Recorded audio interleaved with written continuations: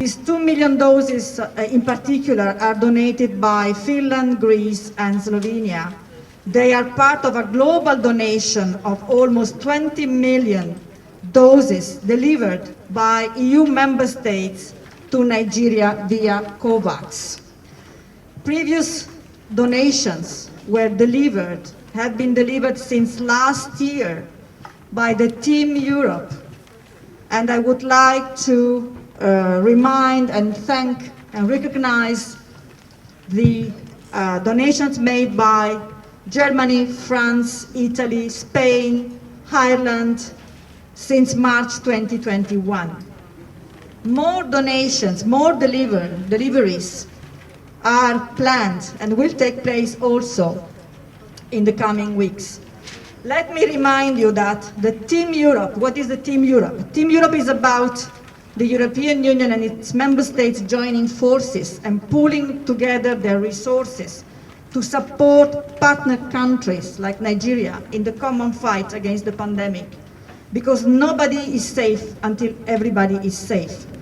Today's donation brings us collectively closer to reaching the milestone of 500 million doses delivered by COVAX, with 300 million donated by Team Europe, an achievement which is worth celebrating today.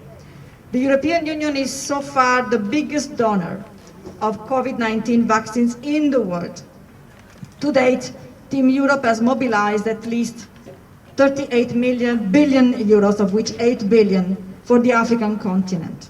The European Union is now stepping up its efforts to support Africa, where vaccination is lower than in other parts of the world.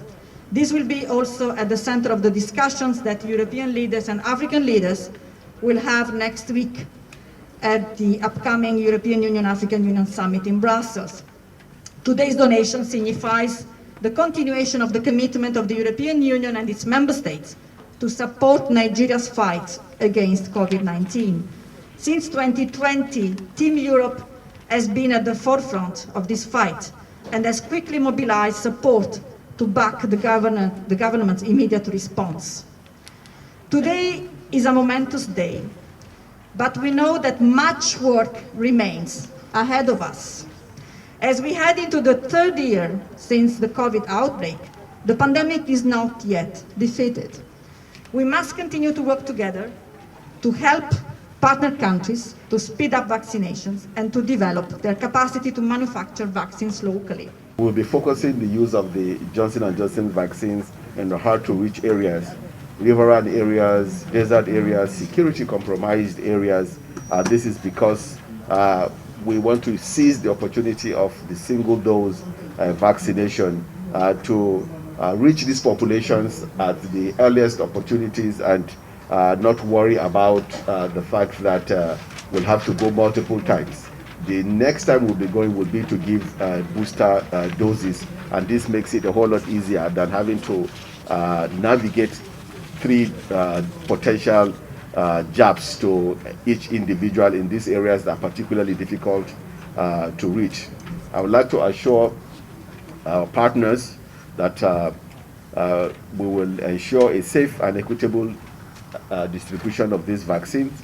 Let me also mention that the availability of the different vaccine brands does not in any way mean that some categories of people are going to be selected for a particular type of vaccine. What we're going to be using is the accessibility, making sure that every single Nigerian, no matter where they live, has the opportunity of access to these vaccines.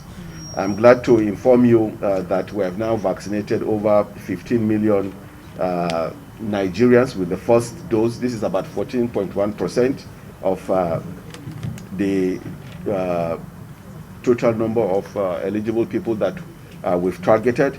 With the Johnson & Johnson vaccine, what it also means is that the lag that we've observed with the second dose will now be rapidly eliminated, because by the time you give 1 dose, that is sort of counted as a full vaccination for the individual. So for a lot of people, if we had given 15 million doses of the Johnson & Johnson vaccine, then by now we'll have been talking about having reached nearly 15% of the total population.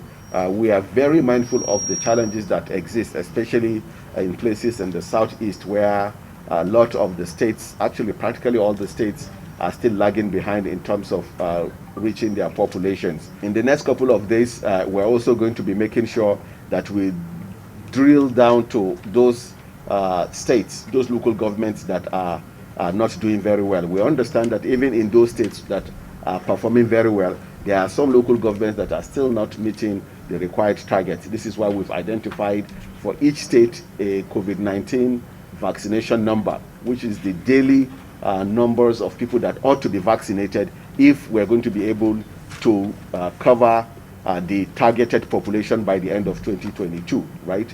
So for the whole of Nigeria, we've computed that for us to be able to reach the 112 million Nigerians by the end of 2022, then we need to be vaccinating as much as 550 people on a daily basis. Right now, we're at 200,000 people per day.